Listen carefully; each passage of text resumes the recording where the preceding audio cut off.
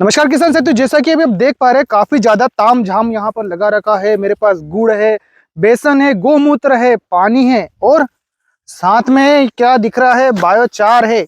और आप यहाँ देख रहे हैं सबसे खतरनाक खाद गोबरी खाद, गाय का गोबरी खाद है। और उसी के साथ में मेरे पास है ट्राइकोडर्मा। काफी ज्यादा चीज है। अब इन सब चीजों का मुझे इस्तेमाल कैसे करना है, खेत में कैसे डालूंगा, कितने भी दिन बाद डालते हैं, तो आइए करते हैं शुरू अपना कार्य।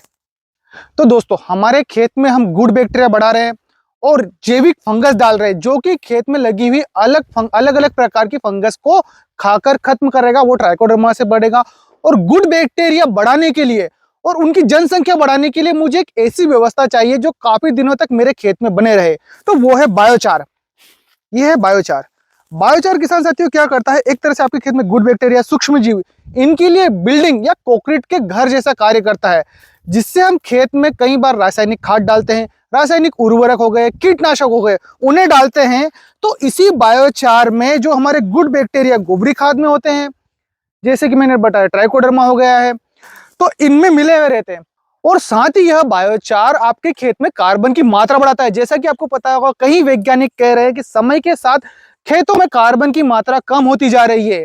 उसी को बढ़ाने का कार्य यही करता है। लगातार अगर जो 3 साल आपने ऐसा खेतों में इस्तेमाल किया, तो आपके खेत में कार्बन की मात्रा पर्याप्त हो जाएगी।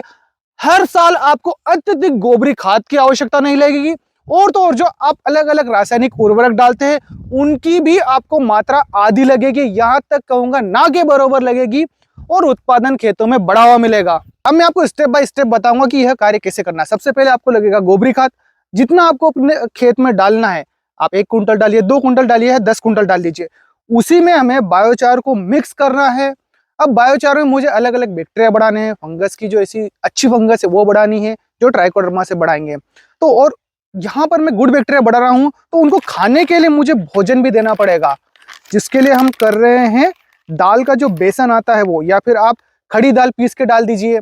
अलग अलग आपके पास जैसे कि कोई फ्रूट्स हो गए हैं, या फिर सड़ा हुआ कुछ भी ऐसा खाद्य पदार्थ हो गया है, जैसे कि आपके खेत में गोभी लग रही है, अलग फल फ्रूट लग रहे हैं, वो भी इसमें हम मिक्स कर सकते हैं। तो गुड बैक्टीरिया को खाने के लिए भोजन मिलेगा। उसी के साथ में हम इस्तेमाल कर रहे हैं गुड़। ये आप देख पा रहे हैं, यहाँ पर मैं डाल रहा हूँ गुड़। जैसा कि पता है कि जो मीठी चीज है वो गुड बैक्टीरिया को बढ़ाने में काफी मदद करती है। तो इसमें आप गुड़ ले सकते हैं, शहद हो गया, या मीठे किसी भी प्रकार के मीठे फल हो गए, वो भी आप ले सकते हैं। अच्छे नहीं है तो सड़े हुए ले सकते हैं, पर मिठास होनी चाहिए। यहाँ पर जो दाल ले रहे हैं, दाल का बेसन ले रहे हैं, यह एक तरह से प्रोटीन का कार्य करेगा, तो वही सूक्ष्म तत्वों को प्रोटीन मिलेगा। और यहाँ पर हम गोमूत्र लेते हैं, जिसमें कि अलग अलग कई प्रकार के सूक्ष्म जीवाणु होते हैं, करोड़ों की संख्या में। तो जैसे इन सब चीजों में डालेंगे, उनका विभाजन होगा और ज्यादा मात्रा में बड़े मिलेंगे। तो 2 प्रकार से कर सकते हैं। एक तो आपने 200 लीटर का पानी ले लिया, यह सब उसमें डाल दीजिए। उसके पश्चात इसे 8 से 10 दिन तक रखिए। रोज दिन में 2 बार इसे हिलाना है, क्लॉकवाइज और एंटी क्लॉकवाइज। उसी के साथ में अगर जो आप ये नहीं कर पा रहे हैं, तो डायरेक्ट गोबरी खाद लीजिए, उसमें इन सबको परत बाय परत मिक्स करते जाइए। फिर इसे गीला करिए और कपड़े मतलब टाट से इसे ढक दीजिए अच्छे तरीके से। और एक बात और ध्यान रखिए कि किसी भी पेड़ की छाया हो गया, छायादार जगह में रखना है, जिससे आपके गुड बैक्टीरिया की संख्या बढ़ती जाएगी।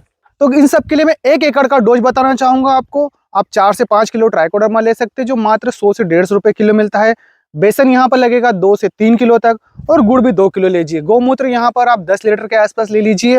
गोबरी खाद मैंने आपको बताया था 4 कुंटल 5 कुंटल, वह या फिर आप वर्मी कंपोस्ट भी ले सकते हैं।